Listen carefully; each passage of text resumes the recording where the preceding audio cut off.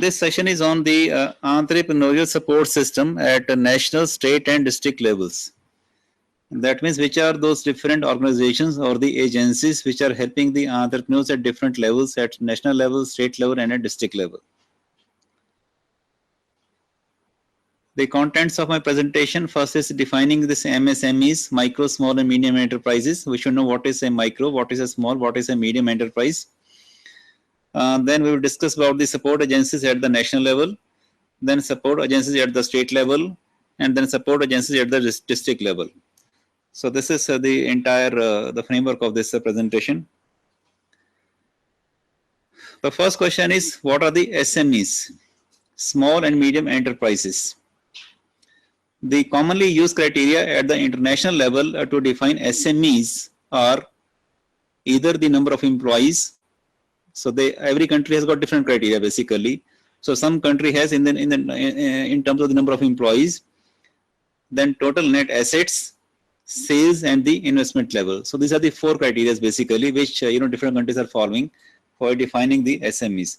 In our country we have this criteria of the investment level basically. The European Union makes a general distinction between the self-employment, micro, small and medium-sized enterprise businesses based on the following criteria. So we talk of the self-employment, we talk of the micro, the small and the medium enterprises. So this is the segregation as per the European Union. If you are not employing any person, we said that there is a self-employed person. 2 to 9 people are employed, then it's a micro business or a micro sort of enterprise. 10 to 49 is a small business, and 52 to 49 this is a medium-sized business, and more than 250 is 250 or more than 250 is the large scale. This is as per the European Union. In the Indian context, the micro, small and medium enterprises are defined as it is based on the investment in plant and machinery for manufacturing enterprises and on the equipments for enterprises providing or rendering the services. So it is in terms of the investments basically, in the terms of like machinery, plant and machinery in the case of manufacturing, and equipments in terms of the service sector basically.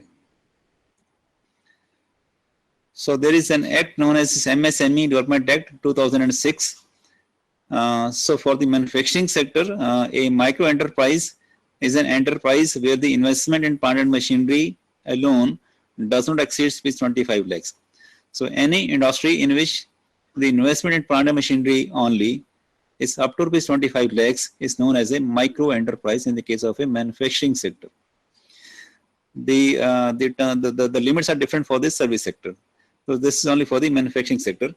So up to 25 lakhs, only the investment in the plant and machinery, not the total investment. A small enterprise is an enterprise where the investment in plant and machinery is more than rupees 25 lakhs but does not exceed rupees 5 crores. So from 25 lakhs to 5 crores in the case of manufacturing sector, the investment in plant and machinery, so it comes under the small scale enterprise. We used to say small scale industry, but now they talk of small scale enterprise. Now the word has been changed to the enterprise because we are covering the service sector also. So they say now it is the enterprise. Then a medium enterprise is an enterprise where the investment in plant and machinery is more than rupees 5 crores but does not exceed rupees 10 crores. So from 5 to 10 crores, this is a medium scale enterprise. So this is for the manufacturing sector. Up to 25, a micro, 25 to 5 crores, 25 lakhs to 5 crores is a small, then 5 crore to 10 crores is a medium, and more than 10 crores is a large scale enterprise. In the case of servicing sector, the limits are different. For the micro, the limit is up to 10 lakhs. There it was 25 lakhs, but here it is up to 10 lakhs. So a micro enterprise is an enterprise where the investment in equipments does not exceed rupees 10 lakhs.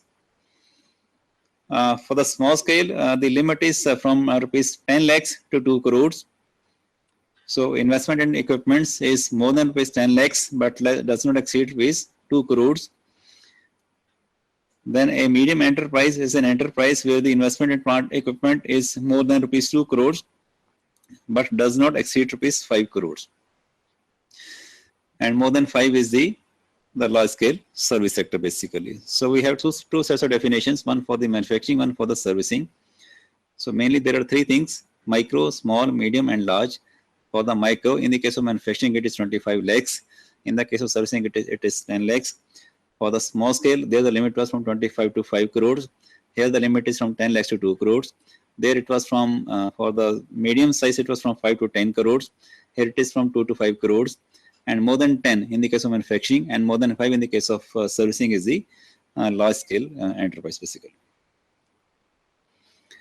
Loans not exceeding rupees 20 lakhs.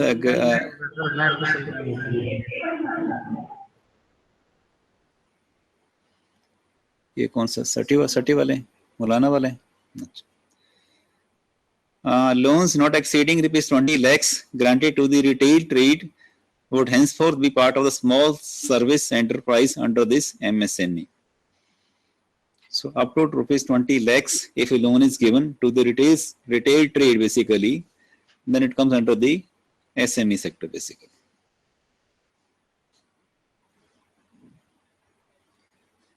Okay. This as per this latest act, MSME Act 2006, the salient features, the word industry has been replaced by the enterprise, which includes the service sector also. The ambit of the sector has been enlarged to cover the medium enterprises. We were talking of the small scale industries exercise, but now we talk of the SMEs, MSMEs. There's a constitution of the MSME board, and there's a simplification of the registration procedures for the MSME sector. Importance of the MSME, I think we had discussed, I think yesterday also, but we can repeat, no problem. The contribution of the MSME sector to the manufacturing output, employment and exports of the country is quite significant. The MSME sector employs about 42 million persons in over 13 million units throughout the country. So this is employment generation and the number of enterprises. There are more than 6,000 products ranging from the traditional to the high-tech items which are being manufactured by the Indian micro, small and medium enterprises. Specific policy measures initiated for boosting MSMEs as per the latest MSME, this thing, Act and the different regulations. There's a reservation of items for exclusive manufacturing by the small scale sector. So this list was quite big initially, but now it has come down. Initially, this list was around 837 items, but now this is less than 100 items. There's a preferential credit support measures for the MSME sector. Infrastructural developments like development of the industrial estates, testing labs, common facility centers is being provided, and then a lot of emphasis on the promotion of the entrepreneurship also. This is just a graphical description of the performance and the contribution of the MSMEs in terms of the industrial production. So 45% of the production in the industry is from the MSME sector. 13 million MSMEs are there, having more than 6,000 products. 42 million people are employed in the country, and around 40% export is from the MSME sector. So the sector is quite big. It's not that small as it appears to be.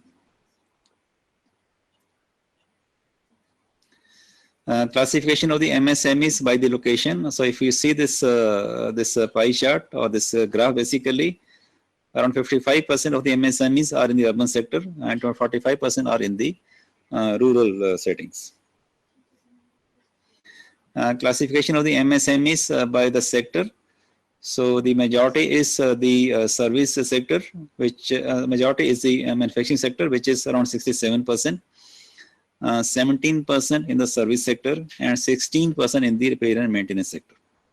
So that is the classification of the MSME. So majority is in the manufacturing, around 67%, service around 17%, but it is increasing. Service sector is increasing day by day. Okay, let us take up some basic definitions before we proceed further. We talk of the loans. There are two types of loans. One is the term loan, one is the working capital loan. We need to understand what is a term loan and what is a working capital loan. You see, a loan which you take for the creation of fixed assets is known as a term loan. So the loan which you take for the creation of fixed assets like land, like plant and machinery, etc. That is all basically the term loan for the creation of fixed assets, land, building, plant and machinery, or one time, fixed assets basically. Next is the working capital loan. Now, once you create all the fixed assets, you need the money to run the enterprise. You need to buy the raw material. You need to pay to the service to the people who are working under you. You need to pay for the electricity bills, to the water bills, the telephone bills. So the money which you need to run the enterprise on a day-to-day basis, that is known as the working capital basically. So the loan which you take for running the enterprise on a day-to-day basis, that is known as the working capital loan. Next is the equity or the PC. PC is promoter's contribution or the margin money. Now what is equity or what is promoter's contribution or what is the margin money? Basically same thing, three different terminologies. Actually this is the money which is put by the entrepreneur. When you talk of the promoter's contribution, who is the promoter? Entrepreneur is the promoter. So he is promoting his business basically. So his contribution. Because when you go to the bank to get a loan, they will say that, okay, you contribute say 25% or 30% or 20%. So that is your money. So that is your contribution. That is known as the promoter's contribution or the equity or the margin money. Next is the moratorium period or the gestation period. You see, when you take a loan from a bank, the bank will, you take a loan and then you cannot start repaying from the day one. You need some time to, start repaying back. So that time is known as the moratorium period. It can vary from 6 months to 18 months, the time which you take to start repaying back the loan. So it varies from 6 months to 18 months approximately. Next is the debt equity ratio. Now what is debt equity ratio? Debt is the loan which you take basically. Equity is your own money. So debt you take from the banks or from the state financial corporations. That's basically the loan which you take. Equity is your money. So that is a debt equity ratio. In the case of a small scale enterprise, this ratio is 3:1. For a small scale, the ratio is 3:1. That means if you want to set up a small scale enterprise, you go to a bank to take a loan, they will never give you 100%. They will pay you only 75%. So the remaining 25%, which is 1/4, has to be put in by you, which is your contribution basically, which is your equity basically. In the case of a medium scale or a large scale, this ratio is 2:1. 2:1, yeah, for a medium scale or for a large scale. Next is the subsidy. Now, what is this subsidy? Subsidy is basically, the amount of the loan which is not to be repaid back. So the government, gives a lot of subsidy for promoting, let us say, industries, for promoting certain specific areas where there are industries.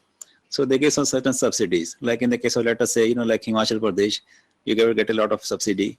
You go to the northeast, you get a lot of subsidy because the government wants those areas to be industrially developed. So they give subsidies, they give certain tax incentives, tax concessions basically, just to promote the industrialization of the place. Next is the break-even point. So what is break-even? Break-even means when there is no profit, then there is no loss. So you are breaking even. So at a point, initially when you start, you are incurring losses because you're just starting. After some time,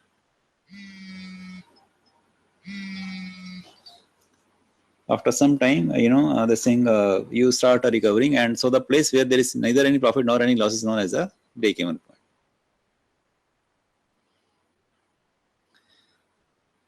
point. Major schemes for the MSMEs support. These are all latest in terms of the credit support, in terms of the monetary support. Basically, the public sector banks have been advised to double the flow of credit to the MSME within 5 years. So that means annually they are increasing 20%. There's a growth of giving the loans to the MSME sector. Specialized SME bank branches have been set up in the industrial clusters for smooth flow of credit to the MSMEs. If you see the different clusters, they have set up the specialized SME branches basically. The micro and small enterprises will be classified under the priority sector. So this is a priority sector of the Government of India. So in terms of getting the money, so they will get a preference always. For the technological support, there's a credit-linked capital subsidy scheme for technology upgradation. In case you want to upgrade your technology, you can get a loan with a subsidy also inbuilt. The scheme is meant to improve the quality of products by technology upgradation. You can go for the latest technology or for a new technology or for some imported technology. Investments up to rupees 1 crore are eligible for support with subsidy to 15% on the investments. So that is again, one of the benefits as per the latest guidelines. Testing centers have been set up for quality certification. 2 rooms and training centers they're already there, but they're working on the skills upgradation basically. Incentive schemes for obtaining ISO certification by the MSMEs. In case you want to get let us say an ISO 1000, you can again get the you can get some sort of subsidy for getting the ISO certification. Everything is there on the internet. You can just go to the Google, everything is over there. We'll come one by one, don't worry, we'll come one by one. The next is the marketing assistance and export promotion.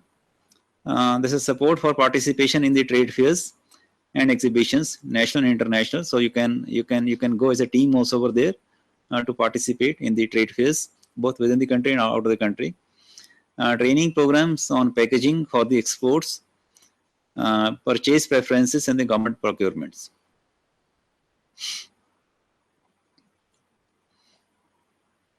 Then there is one cluster development program. I think we know what is a cluster basically. Cluster is, if you go to, let us say, Ambala, there are a lot of scientific instruments manufacturers, small manufacturers basically. So that is a very big cluster.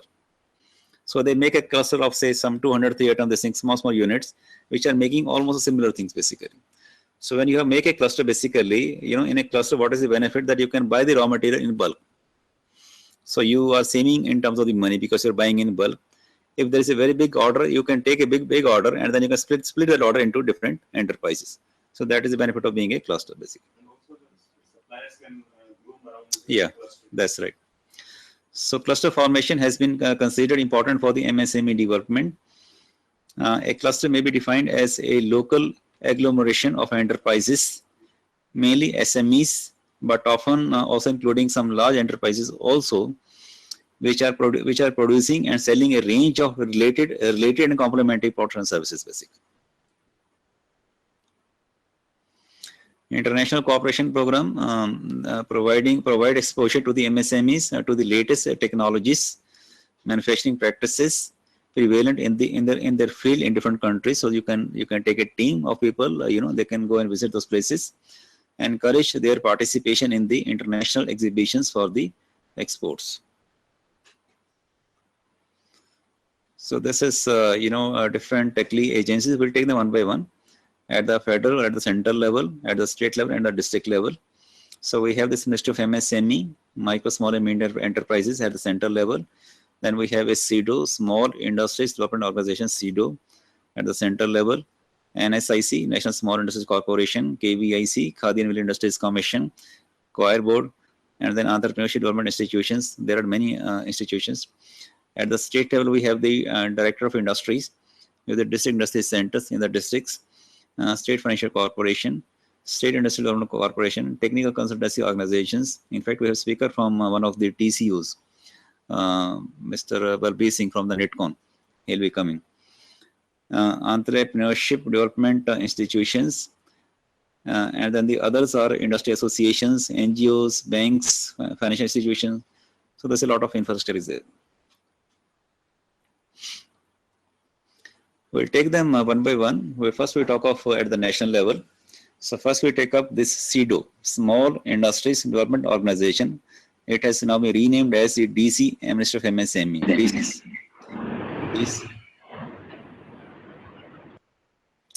DC is the Development Commissioner, Ministry of the MSME, Micro, Small, Medium Enterprises. Now under this CEDO, but more commonly known as CEDO only, we have 30 SISIs, Small Industry Service Institutions. It is like one in every state basically. Like in Haryana we have in Karnal, in Punjab we have in Ludhiana. So similarly we have at many places. Now they have been renamed as the MSME Development Institutes, not the SISIs. So there's a renaming, but still the more common name is again the SISIs. Then we have this branch institutions and extension and training centers, which you were talking of. The testing centers, tool room centers, tool design centers. You know, there are many in every state. Like if you go to, let us say, Ludhiana, we will get a tool room center over there. So you can find many in a state basically. So what are the functions of this CEDO or the SISIs? They perform an advisory role to the government in policy formulation for the MSME.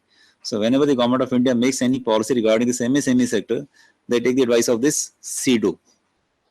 Because they are like, you know, they give the this thing advice on the policy matters basically, because they remain in touch with all the different states.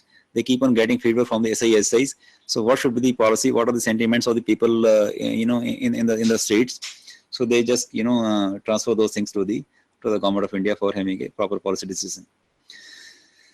In addition, they're running one industrial extension service, in which you have they're offering a technical service, economic service, industrial information service, management consultancy service, training service, and marketing service. So these services are being provided under their industrial extension service.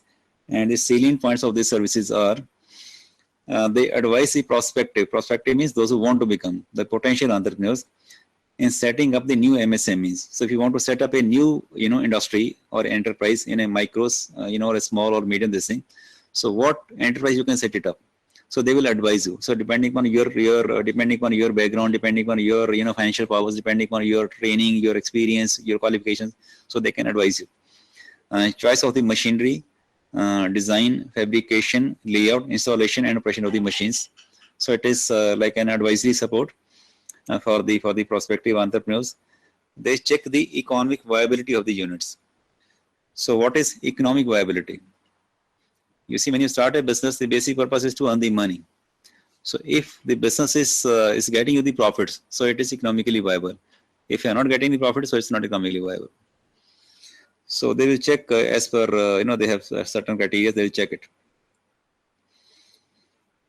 In fact, there are, you know, 4 types of viabilities. One is the technical viability or feasibility. We talk of viability or the feasibility. So technical feasibility, economic feasibility, commercial feasibility, and then the marketing feasibility.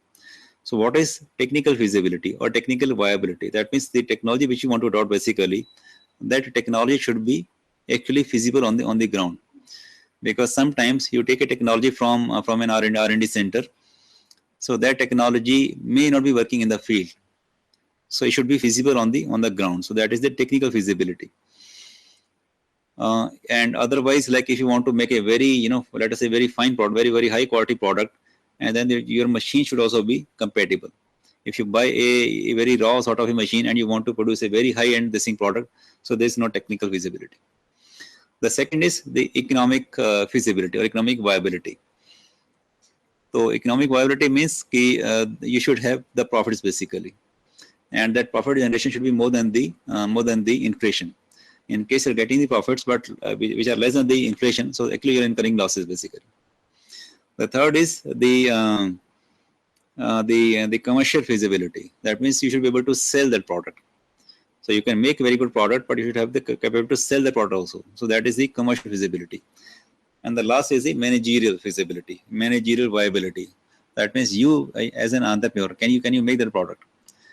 Are you competent enough to run that enterprise basically? So they'll see your capability also. So when you submit this business plan to the banks or to the financial corporations, so they see 4 types of feasibility: technical feasibility, economic feasibility, commercial feasibility, and then the managerial capability basically. Next is advise the MSMEs on improved technical processes and use of modern machinery and equipments. Then they demonstrate the use of modern technical processes through workshops in extension service centers. So they keep on conducting, you know, like different sort of workshops, and then they keep on demonstrating the use of the latest or the modern technical processes. Conduct market surveys and assist the small manufacturers in finding major distribution centers for their products. They train the small industrialists or small entrepreneurs in proper methods of business management, including accounting, factory legislations, interpersonal relations. So they do a lot of training programs also.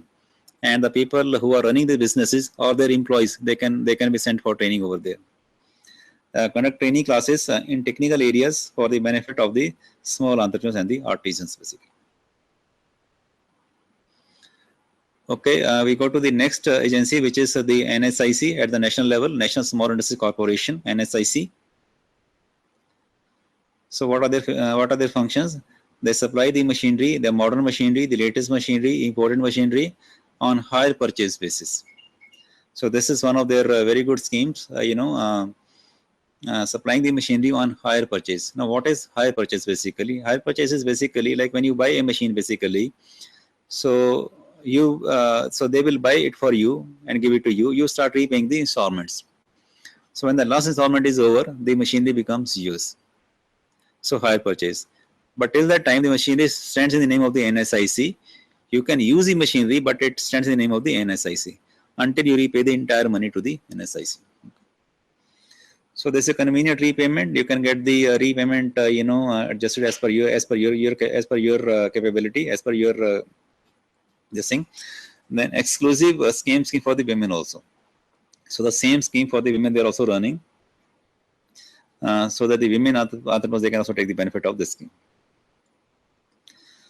Then assistance in securing orders for supply of goods to the major government organizations under the single point registration scheme. So they have got a scheme, single point registration. If you register yourself over there, then you can get a lot of orders from the government departments. Yeah. They have a tie-up with the banks for sanction of term and working capital facilities as per the requirement of the MSMEs. So you can get an order, but to execute that order, you need the money. So they have a tie with the banks also. So first they will get you the order, and then to execute that order, you will get the money from the banks. So it's a scheme of the NSIC basically.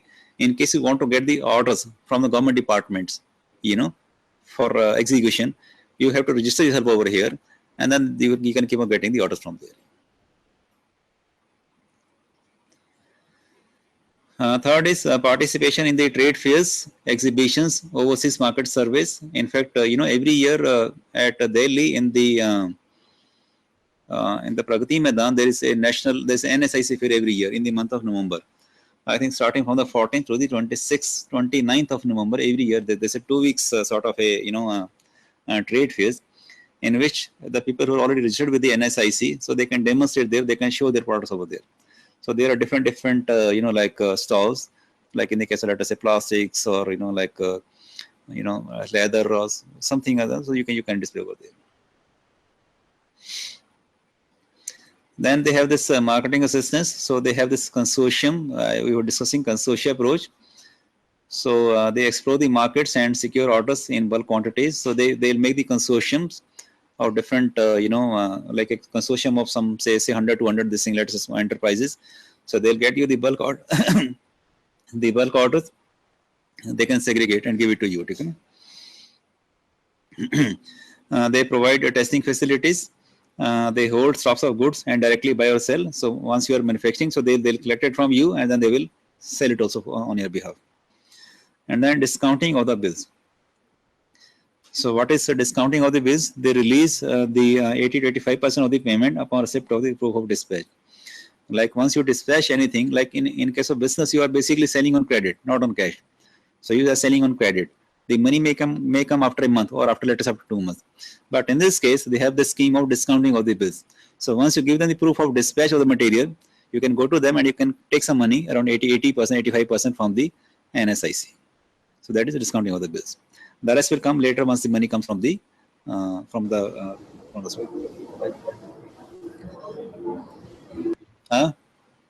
the 20% will be later. Once you get the money from the party, then they will release the remaining amount of money. Do they charge for this? Yeah, of course they are charging. Then next is the tender marketing. They participate in the bulk tender inquiries of the central and state governments, PSUs, bulk purchases on behalf of the small scale enterprises. Then promotion of the exports.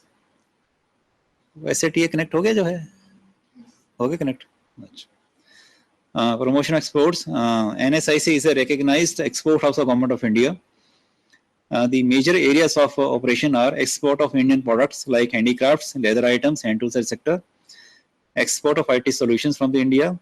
Export of relief supplies from India to the United Nations and other international agencies. So they are, like exporting on your behalf also. Next is the KVIC, Khadi and Village Industries Commission at the national level. We have the KVIBs at the state level, Khadi and Village Industries boards at the state level. But this is the commission at the central level. So I think we know what is a Khadi. Khadi is basically anything which is hand woven, that is a Khadi. It can be, cotton, it can be silk also. Hand woven is a Khadi. And the village industries, this is the definition of a village industries. Any industry located in a rural area which produces any goods or services with or without the use of power, in which the fixed capital investment per head of an artisan or a worker does not exceed ₹1 lakh. So per worker, the investment should be not more than ₹1 lakh. So that is a village industry. In a hilly area, it is 1.5 this lakhs. So what are their functions? They organize training of persons desirous of seeking employment in the Khadi and village industries. They assist in the creation of common service facilities for the processing of raw materials or semi-finished goods. They promote the sale of Khadi and products of village industries. They ensure genuineness and to set up the standards of quality. Now this is a very good scheme of KVIC or the KVIB or even by the DICs also. Prime Minister's Employment Generation Program. Initially we had a scheme known as the Pradhan Mantri Rozgar Yojana, Prime Minister's Rozgar Yojana, PMRY. So there was another scheme known as the Rural Employment Generation Program. So there were two schemes. Now they have merged these two schemes, and it becomes the Prime Minister's Employment Generation Program. In this case, in case you want to set up a manufacturing sort of an enterprise, up to ₹25 lakhs, you can get the money. You can go to the DIC or you can go to the KVIB. That's a very simple process. So you take a form from them, fill up the pro forma, attach the business proposal, and give it to them. They'll send it to the banks. The banks appraise your case, and then they will grant you the loan basically. Now, once the loan is granted to you, then there is a condition of having a training. So that training is being organized by the KVIBs or by the DIC. So they will arrange the training for you, and you will also get a stipend or a scholarship as a part of the training also. Attend the training, submit the training certificate to the banks and get the loan disbursed to you. So it's a very nice scheme. The maximum cost of the project unit admissible under the manufacturing sector is 25 lakh. So up to ₹25 lakhs under the manufacturing, you can take a loan. In case two people combine, you can take up to 50 lakhs. Three people combine, you can say 75 lakhs. So that is also possible. For the service sector, the limit is ₹10 lakhs. And these are the eligible conditions. Any individual above 18 years of age, no income ceiling, etc., etc. And these are the details of that scheme. If you belong to the general category person, the beneficiary contribution is only 10%. That means the promoter's contribution or the margin money or the equity or the beneficiary contribution is only 10%. So 90% you can get as a loan under this scheme. So 90% loan you can get. And then if you are setting up your industry in an urban area, there's a 15% subsidy. In case of setting up your industry in a rural area, there's a 25% subsidy.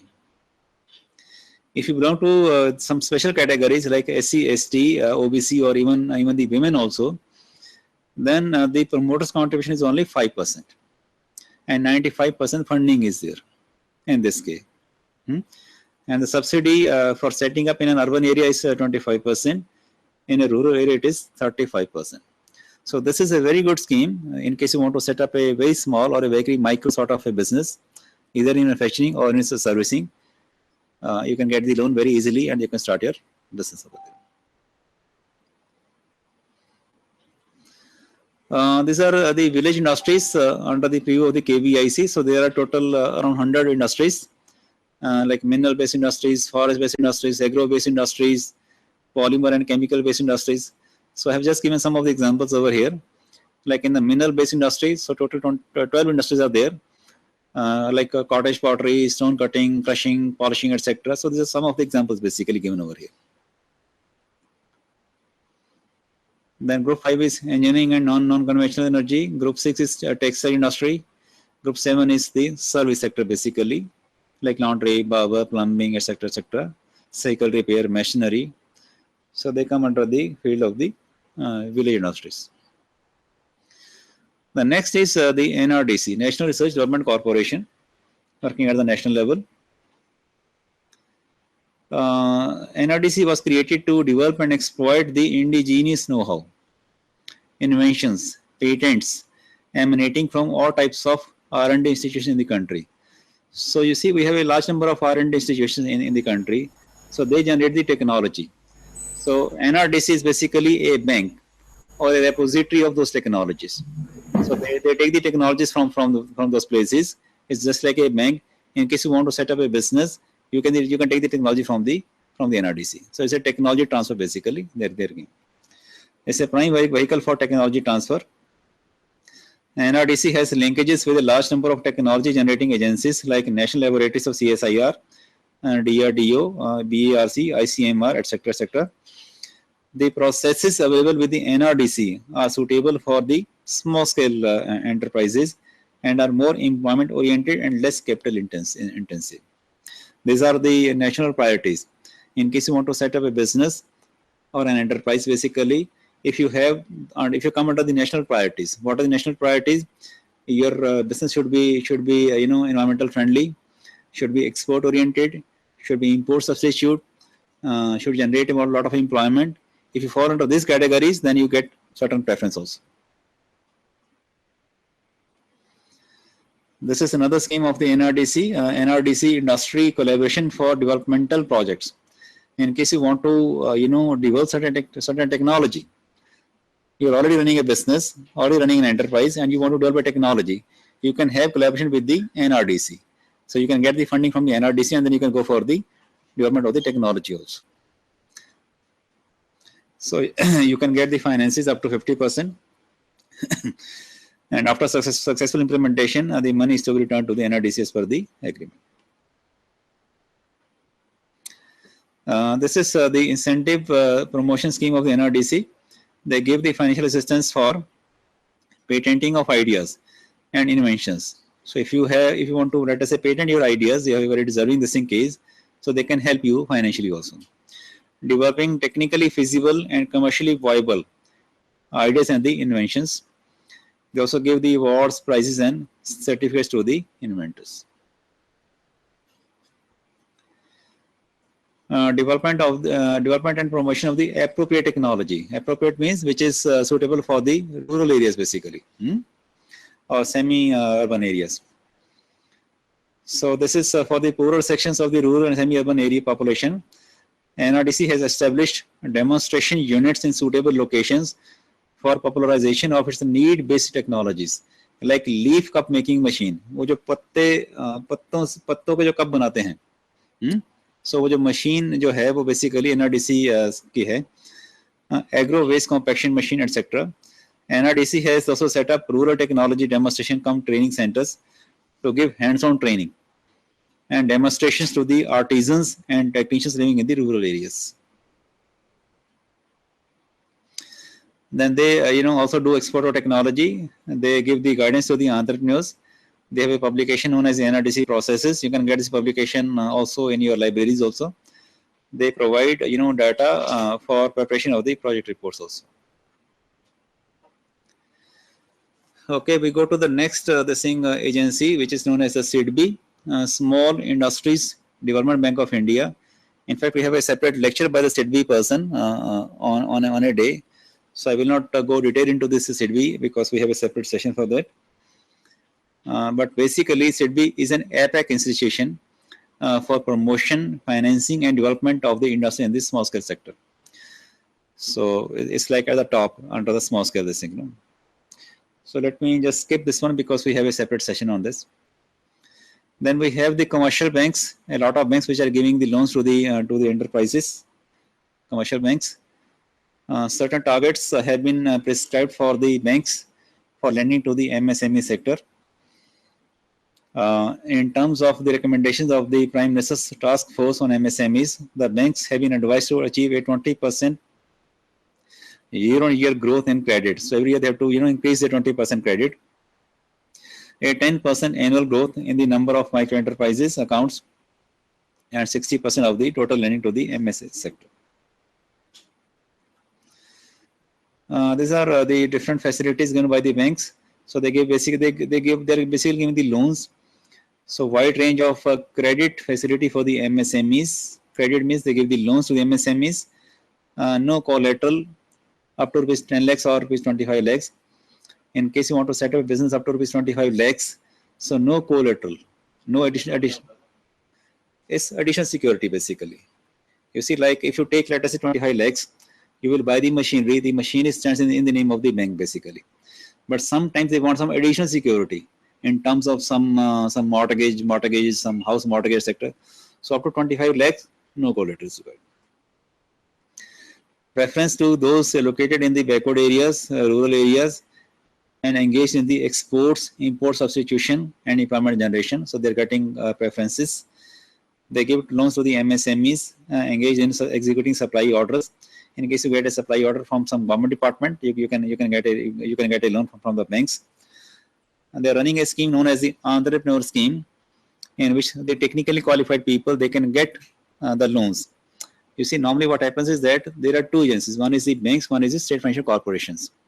So we have two types of loan, that term loan and working capital loan.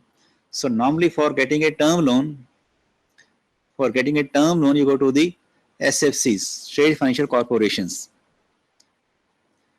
For getting a working capital loan, you go to the commercial banks. But they have certain schemes in which you can get both the loans from a single window. It's not a single window scheme. You can get both the loans from a single window. That single window could be either in a bank or in a state financial corporation.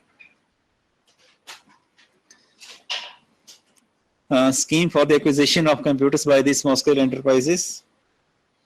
Equity fund scheme. Again, this is a very interesting equity fund to fund the equity. You see, normally we have this debt equity ratio. So 25% you have to put in basically. But if you do not have that equity, say you do not have 25%, you have only 10%. The remaining equity gap can also be bridged by getting a loan. You can take a loan to bridge the equity gap also. So that is known as the equity fund scheme. Single window, you can get both the loans from a single window. Guidance and preparation of the project reports, how to make a project report, how to make a business plan, they can guide. They scrutinize your project reports for viability and suggest improvements like technical viability or technical feasibility, commercial viability, economic viability, managerial ability, environability, and bankability. So they see all these issues basically. How bankable are you? Depending on your past record, they will see how bankable are you.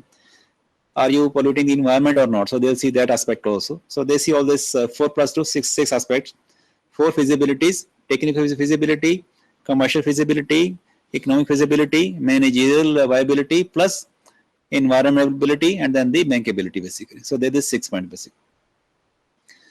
Consultancy on management problems, improvements in productivity, in fund modifications, innovations, etc. Guidance about the export marketing. Training programs they are organizing, like entrepreneurship programs they are organizing. Like the State Bank of India, they organize EDPs, entrepreneurship development programs for the potential entrepreneurs. So the people who undergo the training programs, they give them the loans also on a little subsidized testing charges for starting their businesses. Next is the chambers of commerce and industries.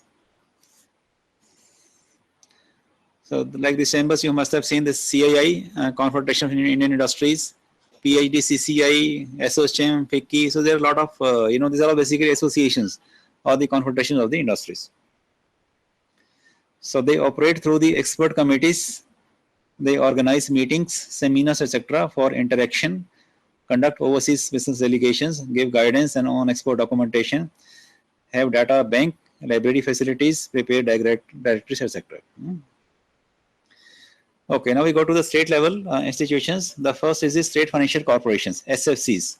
Every state has got one SFC, like Punjab has got PFC, Haryana has got HFC. So every, like Delhi has got DFC. So every state has got one state financial corporation. So their schemes, they are giving a composite loan scheme for financing of artisans, village and cottage industries. Composite loan means both the loans, the term loan and the working capital loan. Composite loan, both the loans. Special schemes for the unemployed persons to set up household industries. They're running a single window service also. You can get the loan from a single window. Loans for modernization, technology upgradation, etc. Loans to the SC, ST entrepreneurs. So there are many schemes. In fact, you can go to their websites. You can go to the banks also. You can take their pamphlets or leaflets, and you can see those schemes, because the schemes, the amount of loan, the rate of interest, they keep on changing, every now and then. So you can see the latest from the websites or from the banks. Schemes for the physically handicapped, special schemes for the ex-servicemen, loans to the hotel industry, loans to the transport industry, in case you want to set up certain transport sector later, want to buy some trucks or this thing, taxis, you can take a loan. Bridging loan to bridge the equity gap. In case your equity is deficient, you can bridge the equity. So you can again take a loan for bridging the equity, bridging loan. Schemes for the hospitals or nursing homes, schemes for the quality control facilities, equipment finance schemes. This is for the existing units. In case you are already running a unit and you want to, let us say, modernize it, you can buy the latest equipments under the equipment finance scheme. Modernization scheme, scheme for the purchase of generating sets, scheme for rehabilitation of the sick units. Then lot of schemes, national equity fund, assistance for purchase of mobile sales vans, financial assistance for marketing, for having sales outlets, etc. Some special schemes for the technical entrepreneurs, those who are technically qualified or technical experienced. So they can get these schemes if they are technically qualified or technical experienced. Special scheme or seed capital assistance scheme. You can get a soft loan. Soft loan means at a very less rate of interest, just 1% per annum. It's like a service charge basically, for bridging the shortfall in the promoter's contribution up to 20%. If you're a technically qualified person, you want to set up a business, so instead of putting 25%, you can put on only 5%. So remaining 20% you can get as a loan also under this scheme. Scheme for the professionals, professional people like CAs, advocates, etc. For setting up the first time professional practice or consultancy venture, and also for acquisition of additional equipment. So again, they can take a loan under these schemes. Schemes for the women entrepreneurs. There is one Mahila Uddam Nidhi scheme.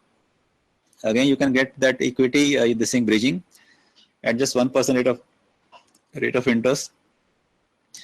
Scheme for the women entrepreneurs. In this scheme, you can get the training.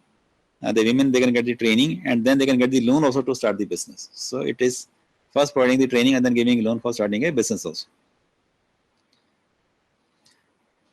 Okay, next is the technical consultancy organizations, TCUs. There is one TCU in every state. Like Haryana has got HardyCon. HardyCon is basically for Haryana and Delhi, HardyCon. In Punjab and Chandigarh, we have this NITCon, North India Technical Consultancy Organization. It is meant for Punjab and Chandigarh. We will have their vice president coming over here to take a session, Mr. Balbir Singh. So HardyCon is Haryana and Delhi. Hardy, D for Delhi, Industrial Consultancy Organization. Himachal has HimCon. So every state has got one TCU. Now all these TCUs are basically professional organizations. So they provide the services and they are charging for that. But the charges are being subsidized by a lot of agencies. So 50 to 90% of the charges are being subsidized by a lot of agencies like banks, IDFC, a lot of these things. So what do? They conduct research for identifying the industrial potential. They prepare project profiles, comprehensive techno-economic feasibility reports or the business plan they are making. They identify the potential entrepreneurs and conduct ADPs for them. They help the prospective and existing entrepreneurs in coordinating with the government agencies and financial institutions. They help the new entrepreneurs in filling up of application forms for registration, land allotment, etc. They undertake techno-economic appraisal of the projects. In case you feel that my project is not doing well, you can call a team from the NITCON or from the HARDICON or from any agency. They can assess your unit. So they'll do the diagnostic study of your unit, and then they will let you know where the problem is and what are the possible solutions for the as remedial measures. Undertake market research and surveys for specific products. They give guidance in areas of modernization, expansion, and diversification. They conduct energy conservation and effluent treatment studies. They have this rehabilitation plans for reviving sick units. Okay. Now we go to the last portion, which is at the district level, the district industry centers. There is a DIC in every district of the country, known as the district industry center. What are their functions? First is the registration of the unit. So provisional or permanent. So before starting, you go for the provisional. Once you set up, you go for the permanent registration. So provisional is applicable for 5 years. After that, you go for the permanent registration. So what are the benefits of having a provisional registration? It enables the party to take necessary steps to start the unit, and after that you can go for the permanent registration. So the provisional helps the party to apply for an industrial plot or a shed in case you want to take any benefit from the government, like applying for a plot. You have to get yourself registered. Apply to the municipal corporation or other local authority for permission to construct the shed. Apply for power telephone connection. Apply for financial assistance. Apply to the NSIC for hire purchase of machinery. Apply for sales tax, etc. registration. Then comes the permanent registration, which will help the party to apply for the scarce raw material. Some of the raw materials are very scarce, like let us say steel. So steel you get from, let us say, from sale. So first you go for the permanent registration, and then you have to get a quota for the steel fixed. Apply for marketing through the government agencies.